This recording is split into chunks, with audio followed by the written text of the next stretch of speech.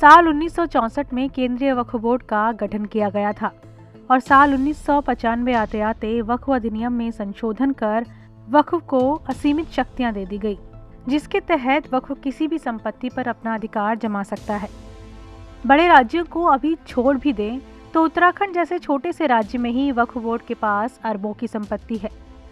जानकारी के मुताबिक उत्तराखंड वक्फ बोर्ड के पास करीब 5,344 संपत्तियां हैं, जिसमें 1784 दुकानें, 1070 मकानों के अलावा प्रदेश भर में 764 कब्रिस्तान और 709 मस्जिदें हैं।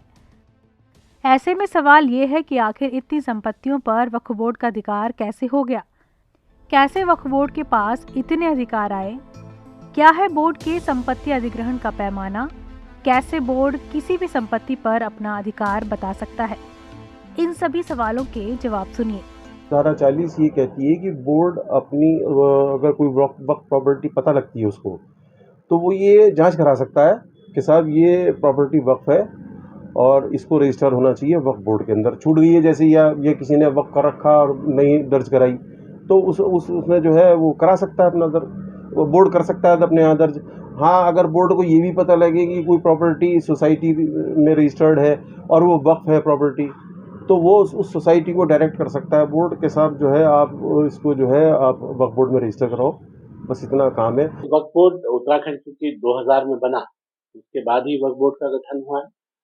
2003 में पहली बार वक्फ बोर्ड का गठन किया गया कांग्रेस की सरकार।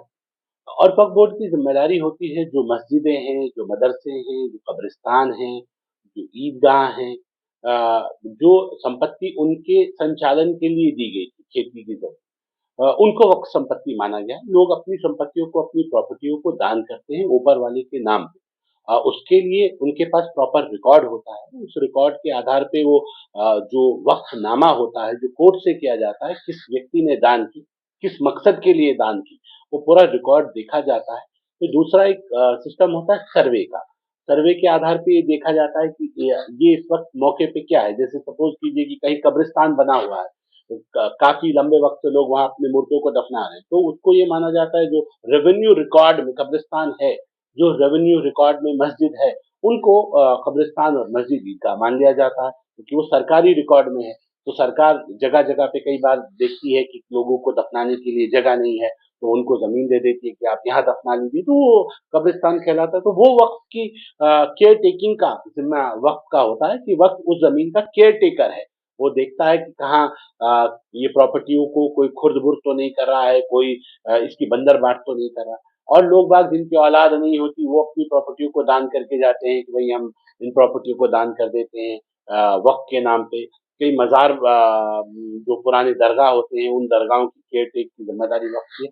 तो वक़्फ़ का काम ये जो पुराने वक़्त से चला आ रहा है, वो अभी तक ये था, लेकिन अभी इस वक़्त हमारी उत्तराखंड में जो धामी सरकार है, हमें हमारे पास ये पहली बार वक्फ बोर्ड की जिम्मेदारी आई। लोगों को अपने कब्रिस्तानों में दफन होना है, तो इसलिए कब्रिस्तानों की जमीन कुछ खरीद के भी देते हैं लोग, वो जमीनों को वक्फ करते हैं। हमारे यहाँ भी बहुत सारी रजिस्ट्री हमारे सामने आई है, जिसमें लोगों ने उस रजिस्ट्रियों को दान किया हुआ है। तो किसी भी डिटेल को अगर आपको जाना हो, तो वक्फ के रिकॉर्ड में जाते हैं और वक्फ के रिकॉर्ड में आप देखते हैं कि किस व्यक्ति ने दान की, इसके पीछे क्या उसकी मंशा रही, और उससे आप जो रिकॉर्ड आपके पास वक्फ बोर्ड में अवेलेबल होते हैं, उससे आपको पता चल जाता है कि वक्फ नामा करने वाला या वक्फ में दान करने वाला कौन सा व्यक्ति था।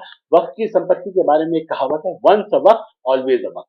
एक बार जो चीज वक्फ हो गई, वो हमेशा वक्फ रहेगी, उसे कोई बेच नहीं सकता। चाहे वो मुस्लिम समाज का व्यक्ति हो या कोई और, उस संपत्ति को बेची नहीं जा सकती। उस संपत्ति को खुर्द-बुर्द करने से बचाने के लिए वक्फ बोर्ड को बनाया गया था। किसी व्यक्ति के पास किसी की औलाद नहीं है, वो अपनी संपत्ति को ऊपर वाले के नाम पे दान करना चाहता है, तो क्योंकि अगर वो किसी व्यक्ति के नाम पे दान करता है, तो वो कल को बेचने का अधिकारी होता है। तो इसलिए व्यक्तियों के नाम पे ना करा के उसे कोर्ट के अंदर जाके उसका वक्फनामा बनता है और वहां उसको दान पत्र के माध्यम से वक्फ को दान की जाती है। और वक्फ बोर्ड के पास एक बार जो संपत्ति आ गई, फिर वो बिक नहीं सकती है। वो लोग इस तरह से मंदिरों को अपना क्लेम करते हैं, वो दूसरी संपत्तियों को अपना क्लेम करते हैं। हम ये कह रहे हैं कि जो संपत्तियां हैं, जो प्रॉपर्टी हैं, इनके ऊपर कहीं से कहीं तक कोई विवाद हो ही नहीं सकता।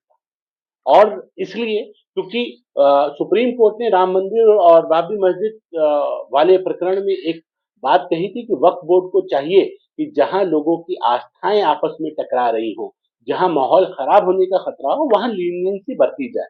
देखिए, वक्फ बोर्ड के पास लगभग अभी 5-6 हजार के करीब वक्फ संपत्तियां हैं, लेकिन इसकी संख्या एक काफी बड़ी संख्या होनी चाहिए थी कि 2003 जब यहाँ रिकॉर्ड आया हमारे यहाँ उत्तराखंड यूपी से, तब पूरा रिकॉर्ड उत्तराखंड नहीं पहुंच पाया। ये कहिए कि इन 22 वर्षों में लगभग 20 महीनों को बाहर निकाल दिया जाए तो सारे 22 वर्षों में कांग्रेस के पास ये वक्फ बोर्ड रहा है। ये तो वक्फ बोर्ड की जमीनों और उससे जुड़े अधिकारों की बात हुई। अब उत्तराखंड में जिलेवार वक्फ बोर्ड की संपत्तियों पर एक नजर डालते हैं। उत्तराखंड वक्फ बोर्ड के पास सबसे अधिक संपत्तियां हरिद्वार जिले में हैं। हरिद्वार में वक्फ बोर्ड की 2791 संपत्तियां रजिस्टर्ड हैं। सबसे कम संपत्तियां चमोली, रुद्रप्रयाग और उत्तरकाशी जिले में हैं। यहाँ बोर्ड के पास 4 संपत्तियां रजिस्टर्ड हैं। इसके अलावा देहरादून जिले में 2137, उधम सिंह नगर में 1427, नैनीताल जिले में 628, पौड़ी जिले में 154, अल्मोड़ा में 137, चंपावत जिले में 59, टिहरी जिले में 34, पिथौरागढ़ जिले में 22 और बागेश्वर जिले में वक्फ बोर्ड की 21 संपत्तियां रजिस्टर्ड हैं। इनमें से वर्तमान समय में 848 संपत्तियों पर मामले चल रहे हैं, जबकि 241 संपत्तियों के मामले लंबित पड़े हुए हैं। हालांकि बीजेपी विधायक का कहना है कि वक्फ बोर्ड में बड़े स्तर पर घोटाले चल रहे हैं। ऐसे में इन मामलों की गंभीरता से जांच होनी चाहिए। उनका साफ कहना है कि धर्मनिरपेक्ष राष्ट्र में वक्फ बोर्ड की कोई आवश्यकता नहीं है।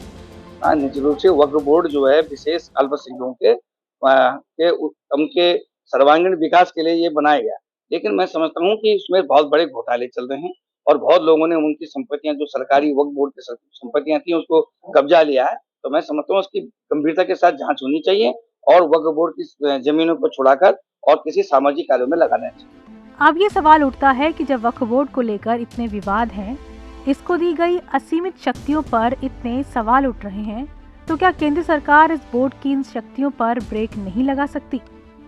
क्या इसे निरस्त नहीं किया जा सकता? इसका जवाब भी जानिए। क्या केंद्र सरकार केंद्रीय वक्फ बोर्ड को निरस्त कर सकती है? बिल्कुल निरस्त कर सकती है, और इस पे एक नहीं, इस पे मैंने भी पीआईएल किया है, हरिशंकर जैन जी ने भी किया हुआ है जी। और अभी जब मेरे पीआईएल में केंद्र का जवाब आया था जी, तो केंद्र सरकार ने बताया कि देश भर में 120 पीआईएल फाइल हुई है। अच्छा। मुझे नहीं लगता किसी मुद्दे पे इतनी ज्यादा पीआईएल फाइल होती है। 120 पीआईएल फाइल हुई है पूरी। अच्छा। और जिस तरीके का एक ड्रैकोनियन लॉ बनाया गया है, मुझे लगता है टोटली कॉन्स्टिट्यूशन के बिल्कुल खिलाफ है। हमारे कॉन्स्टिट्यूशन में ये ऐसे नहीं हो सकता है कि जो आदमी इंस्पेक्टर हो वही जांच भी करे, वही जज भी बन जाए। इसमें तो ऐसी पावर दे दिया है कि वही वक्फ बोर्ड नोटिस भेजेगा, वही वक्फ बोर्ड जांच करेगा, उसी वक्फ बोर्ड के सामने आपको पेश होना है जी। और वक्फ बोर्ड के सारे मेंबर मुस्लिम होंगे। एक गलत कानून के द्वारा जी वक्फ बोर्ड भारत में तीसरा सबसे बड़ा लैंड होल्डर बन चुका है।